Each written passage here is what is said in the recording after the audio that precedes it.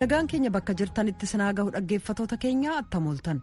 Guyyaan har'aa fulbaana 8 bara 2021 akka lakkoobsa Itoophiyaatti immoo qaammee 3 bara 2013 keessummeessituun keessan har'aa Antuu Jubee Horaati. Qaala'inni jireenyaa hammaachuun hawaasarraan miidhaa geessisuusaa jiraattonni fi aangawoonni magaalaa hawaasaa ibsanii jiru oduu keessatti gabaasa qabna.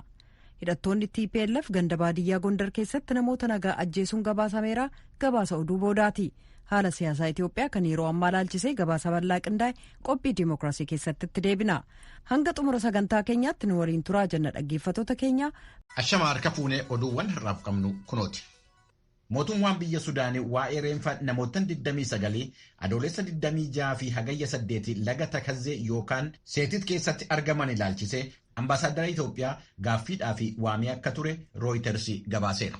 Reenfi namootanii sun kan argamuu danda'e lammiilee Itoophiyaa baha biyya Sudaanii bakka Waad al-Hulaaliyaa jedhamu jiraataniin akka ta'e kan ibse gabaasni kun akkaataa du'iinsa namoota sanaa irratti wanti inni jedhan jiru. Walitti bu'iinsa kaaba Itoophiyaa jiruu fi dhimma hidha laga Abbayyaatiin wal qabatee muddamni Sudaanii fi Itoophiyaa gidduu jiru cimee akka itti fufe gabaasni Reuters kun himeera. Yeroo ammaa baqattoonni lammiilee Itoophiyaa 10,000 lakkaa'aman Sudaan bahaa keessa yommuu qubatanii jiran Sudaanii fi Itoophiyaan waa'ee lafa daangaa irratti walgaarreeffannaadhaa fi walitti bu'iinsa keessa akka jiran gabaasamaa jiraachuun isaa hin beekamu. Sanbata dheengaddaa qondaaltonni mootummaa Sudaan meeshaa waraanaa Itoophiyaa irraa fe'amee Sudaaniin seenee to'achuu isaanii ibsanii turan. Guyyaa wixataa immoo ministeerri dhimma biyya keessaa Sudaan meeshaan sun karaa seera qabeessa ta'een kan fe'ameedha jedhee beeksiseera. Akka Reuters jedhetti ambaasaaddarri Itoophiyaa mootummaa Sudaaniin waamamuu irratti dubbi himaan ministeera dhimma alaa Itoophiyaa battalatti deebiin kennan hin jiru. Jiraattonni magaalaa hawaasaa qaali'iinsa jireenyaa irraa kan ka'e rakkachaa jiraachuu isaanii himaniiru. Bulchiinsi magaalaa hawaasaa warreen seera cabsanii gatii dabaluudhaan jiraattota rakkina keessa galchan irratti tarkaanfii fudhachuu isaa beeksiseera. Dhimma kanarratti gabaasa Yoonaataan Zabidiyoosii hawaasaa irraa qindeesse Tujubeetu dhiyeessa. Bulchiinsi magaalaa hawaasaa gatiin waa ittiin bitatan ol ka'uuf qaala'ina jireenyaa ilaalchisuun jiraattotaaf magaalaa hawaasaa akkasumas daldaltoota waliin marii ka geggeesse yoo ta'u qaala'inni jireenyaa uummata magaalattii mufachiisuun ibsamee jira. Jiraataa magaalattii kataan obbo Girmaa Arheessoo qaala'inni jireenya magaalattii keessatti erga argame baatilee lakkoofsisee jechuun dandeettii uummataa ol ta'ee jira jedhan. Kadaangaan ittiin taasifamne gatiin waa ittiin bitan ol ka'uun oomisha qonnaaf warshaalee irratti jedhan. Yeroon isaa yeroo ayyaana waggaa haaraa waan ta'eef rakkoo jiru daran walxaxaa taasisee jedhaniiru. Kan ogumni isaanii barsiisuu ta'uu dubbatan obbo Adinoo Gaabbisoo qaala'inni jireenyaan miidhamaa jiraachuu ibsaniiru. Bulchiinsa magaalaaf daldaltootaan kan hoogganamu sirni to'annoo wal ta'e tokko diriirfame kanneen seeraan ala ta'an yoo adaban godhatin rakkoon kun itti fufuun waan hin oolle jedhan. Daldala midhaan irratti kabobba'an jiraataa kabiroon obbo Baqqala Cuqqaaloo jedhaman nuti daldaltoonni rakkina irratti kufnee jirra.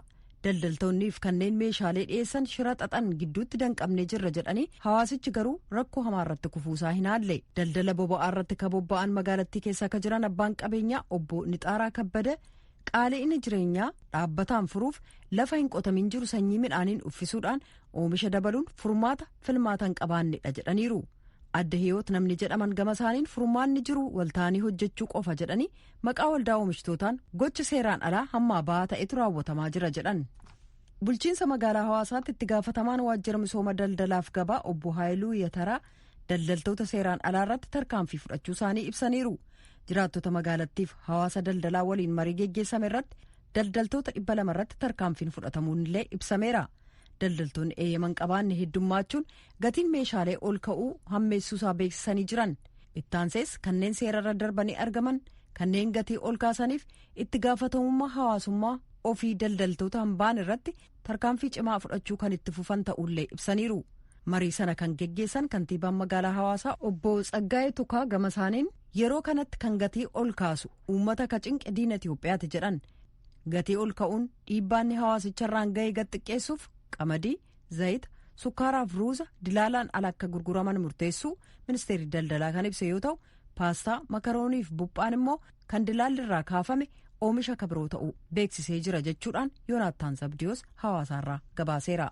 Yuunaayitid Isteetsi maashinoota teknooloojii olaanaa dhukkuba sombaa qorachuudhaaf fayyadanu kanneen gatiin isaanii $1 miiliyoonii olitti tilmaamanu Itoophiyaadhaaf kenniteetti. Karaa dhaabbata misooma sadarkaa addunyaa yookiin USAID uummata Itiyoophiyaa gargaaruu fi kennaman maashinoonni qorannoo TV yookaan dhukkuba sombaatiif gargaaran kun warreen Gen Expert jedhamanu yommuu ta'u lakkoofsi isaaniis 46 akka ta'e beekameera. Maashinoonni kun biyyattii keessatti guyyaa 2 jalqabee hanga sa'aatii 2tti dhukkuba sombaa qorachuu danda'u jedhamee jira. Kan dhaggeeffachaa jirtanii sagalee Ameerikaati. Hooggantoonni siyaasaa fi ajajoonni waraanaa Sudaan Kibbaa walloliinsa kutaa biyyattii Ikwaatooriyaal lixaa keessa jiruu fi isa gidduu kana lubbuu nama 5 balleesse akka dhaaban Sudaan Kibbaa keessa kan jiru humni naga eegdota mootummoota gamtoomanii gaafateera. Waa'ee kanarratti gabaasa Deebiid Moonoo daangaa qindeesse jaallanni gammadaatu harkaa qaba. Humnootiin ittisaa kan Sudaan Kibbaa fi humnootiin waltaatota mormitootaa irraa kan walitti dhufe gareen tokko walitti bu'iinsa kana furuuf Taamburaa keessatti bobba'u humnootii ittisaa kan uummata Sudaaniif dubbii himaa akka ta'an Meejor Jeneraal Luul Ko'aan ibsanii jiru. Gabaasaaleen ba'an akka jedhanitti waraana sochii bilisummaa uummata Sudaanii fi humnootii Jeneraal Jeems Naandoofiif amanamoo ta'an gidduutti walwaraansi kun jalqabame. Walwaraansa magaalaa Taamburaa jeeqee jiraattonni akka dhiyeessan godhe kana keessa eenyutu harka qabaasa jedhu irratti himata adda addaa jira.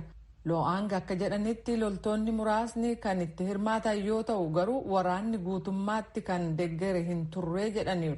Kun walitti bu'iinsa waraana lama gidduutti ta'e miti.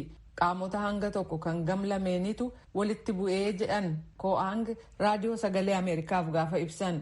Humnootii wal mormantuu wal waraanee jedhu dubbii himaan SPLM-IO Meejor Jeneraal Laam Gaabri'eel. SPLM-IO damee siyaasaa kan garee mormitootaati. Hojjetoonni gargaarsaa hojii akkaan barbaachisaa gaggeessaa jiran wal waraansa kanaan danqamanii jiru.